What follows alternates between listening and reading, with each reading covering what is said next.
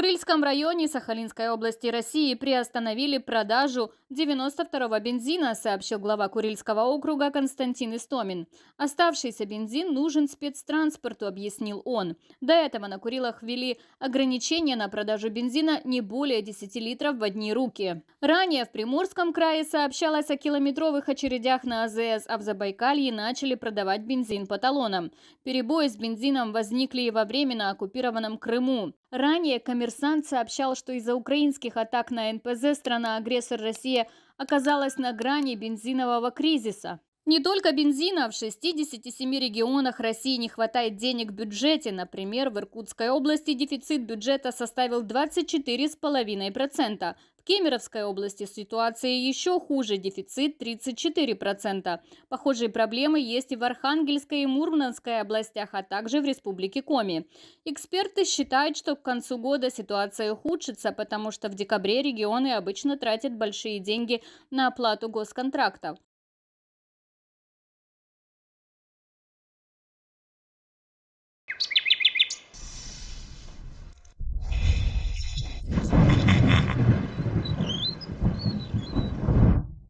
Those who ironically called Russia a country of gas stations are now forced to change their minds, because Moscow has lost even this humiliating status.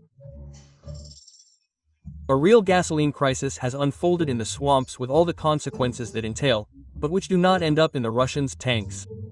In the Morskoy Krai, Zabaikalsky Krai, and annexed Crimea, local residents are faced with a shortage of gasoline. There are long lines at gas stations, fuel prices on the exchange are breaking historical records, and the authorities are introducing a ban on exports. In Mordera there is a total fuel shortage. There are kilometer-long lines at gas stations, in which it is impossible to stand, because the remaining gasoline in the cars is not enough to get to the finish line. And here is such a line at Melnichnaya.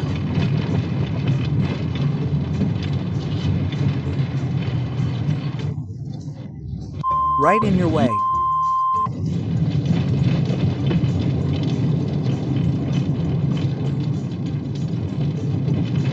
I don't even have enough gasoline to stand.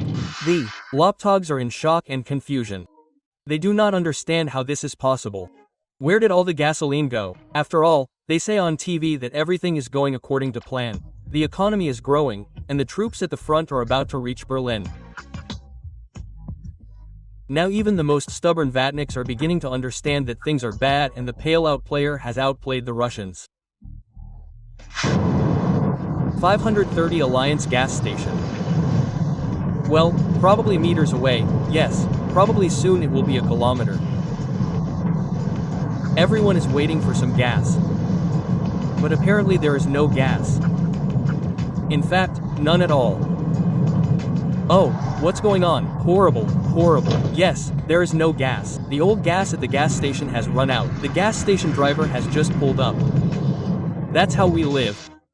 Endless lines of trucks line up on the roads of this half-country, which, as we know, cannot drive without diesel fuel. On the Moscow-Krasnodar highway, the bearers of the old Russian flag ask themselves the main Russian questions. Who is to blame and what to do? The trucks are standing. There is no diesel fuel, just like there is no gasoline. It is simply impossible to fill up. Well, I don't know how we'll get there. What's going to happen next? Why is no one doing anything about it? Who's to blame? It's obvious. The mangy creature from the Kremlin. What to do? It's also obvious. Stock up on food and essentials. Because a simple truck means a disruption in deliveries to stores and businesses. A disruption in logistics will lead to a total collapse of production and consumption. Russians will get what they're so nostalgic about. A deficit. A country of gas stations that doesn't produce high technologies states that it's out of gas. How can that even be? A country of gas stations has run out of gas. What could be more absurd? A fuel deficit means a deficit of everything, from socks to semolina porridge. The time is approaching to not just drag out the search, but to make soup out of these searches, because the fuel crisis has struck at the height of the harvesting campaign. Tractors and combines have one significant drawback. They run on fuel. It's sad, it is, especially dry in the gas tanks in occupied Crimea and the Far East. The situation with gasoline in Primorsky Krai continues to worsen. Locals who like to take no interest in politics shout that for the first time since the beginning of the century they are facing such catastrophic problems. People who go to Khabarovsk have started to take fuel with them in canisters so as not to get stuck on the highways. Why? Because. Member of the Khabarovsk Public Chamber Elena Shadaya confirmed that it is impossible to buy gasoline on the road to Vladivostok. There is only a little diesel fuel left. But in the best traditions of the Russian quasi-state, the authorities blame the population for everything. There is no gasoline either because of the war, or because of sanctions, or because of the inaction of the authorities, but because the serfs drive cars too often. And the Minister of Energy of Primorsky Krai Elena Shish says that the residents of the region themselves are to blame for the fuel shortage. Considering that we see this excitement at our gas stations. And indeed, when you leave, you see that the arrival of a fuel truck is already being artificially excited by the residents themselves, when they fill up not only their own tanks, but also canisters, various containers that are brought in. What? Shameless serfs are stocking up on gasoline. They probably work for the State Department. Write them all down as foreign agents. Shish 'em, not fuel. That's right, Mrs. Shish. Indeed. In the temporarily occupied Crimea, gas stations are closing due to a shortage of gasoline. First, the most popular 95 disappeared there, and then 92. On the gas station board, people see either zeros or ultra prices for the remaining. Ultra Marakta. Again, there are interruptions with 95 gasoline. There is none anywhere on Tanya Volubka. Gasoline has already begun to be issued by coupons in the 21st century, in a country that produces oil, gasoline, by cards. Isn't this the pinnacle of Putinomics? They got up off their knees and hit their heads against the harsh reality. What, he says, won't you have any gasoline? We'll give you a coupon. And what does a coupon mean? It means that you'll get less of this fuel than you need. You won't be able to work, you won't be able to use some social infrastructure, take advantage of it, simply because you won't be able to afford it, it won't be available, and well, it would be much worse to work. I understand that there are subjective factors, everyone knows about them, they see them on the internet every day. We can't even voice them, because the legislation is so harsh. Gauleiter of Crimea and collaborator Oksonov tried to justify himself.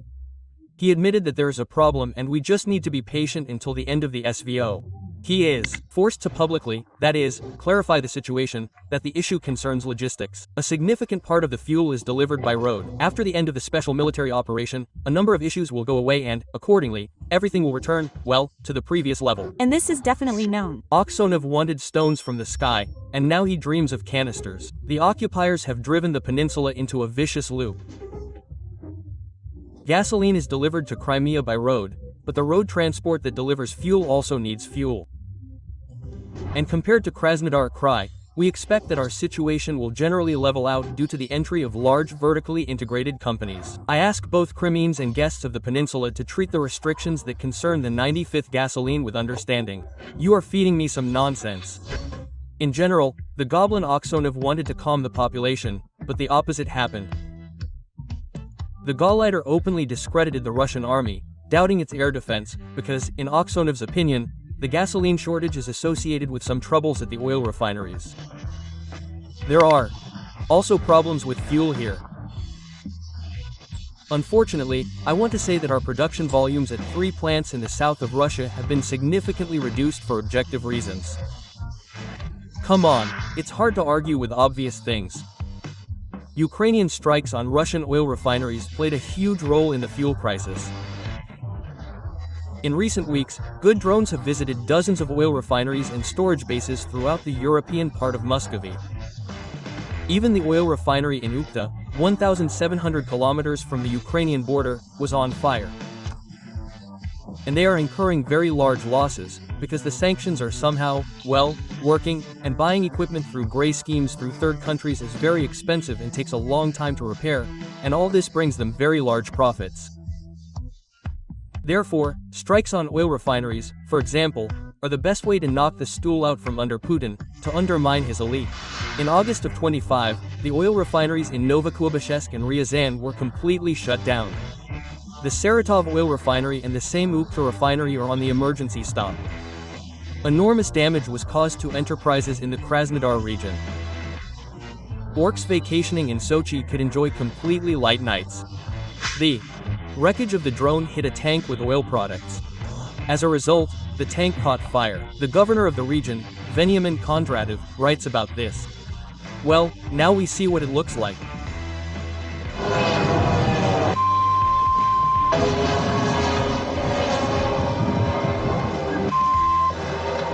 I think so. Fire, fire. And what are they doing there? Got it. As a result of the strikes, Russia lost about 10% of its oil refining capacity. Central Russia and the Volga region were especially hard hit, where the damaged plants provided up to half of the need for gasoline and diesel. As a result, there is a terrible deficit and a rapid rise in fuel prices. Gasoline prices in Sevastopol are breaking historical records. They are also complaining about the rise in prices for Russian fuel in Abkhazia. Guys, good morning. Rosneft gas station. By the way, gasoline prices went up just a few days ago. And I'll show you the prices at Rosneft now. And this is against the backdrop of the news that Ukraine has launched serial production of the newest Flamingo cruise missile. This is one of the most powerful cruise missiles on the planet. It carries up to 1,125 kilograms of combat payload at a distance of 3,000 kilometers. A 1,000 kilogram warhead strike when there is one crater with a diameter of about 20 meters. Two such missiles will be able to destroy almost a fairly large enterprise. For example, the Russian Iskander complex carries 480 kilograms of explosives, and the Flamingo carries twice as much and 6 times further. Iskander is no longer a laughing matter. Now is the most alarming news. Especially alarming. Alarming. Well, really alarming. In terms of power, the old Soviet X-22 can more or less compare with the Ukrainian missile. True, its capacity does not reach a ton, and the range is 5 times less than that of a Flamingo. So we can imagine what awaits the Russian oil refinery in the near future. If small drones can stop a plant for repairs, then after the Flamingo arrives there will be nothing to repair. Oil. Refineries are, in general, already the basis of this raw materials economy, on which the current elite, in quotes, or the current Beaumont stands. That is, they cannot even protect non-refinery plants. Now Flamingos produce 1 piece per day, but by October they plan to reach the volume of all rockets. This means 210 rockets per month. There is a feeling that Russia does not have so many oil refineries. Scientists called it natural selection. The fuel crisis in the swamps is only the beginning of a big mess. At this rate, Russia will turn into a wasteland from Mad Max, where people will die for gasoline and a piece of bread. I would like to remind you that this video is created for entertainment purposes and contains elements of satire and irony. All facts and events are presented in a hyperbolic or exaggerated form to convey a comic or dramatic effect.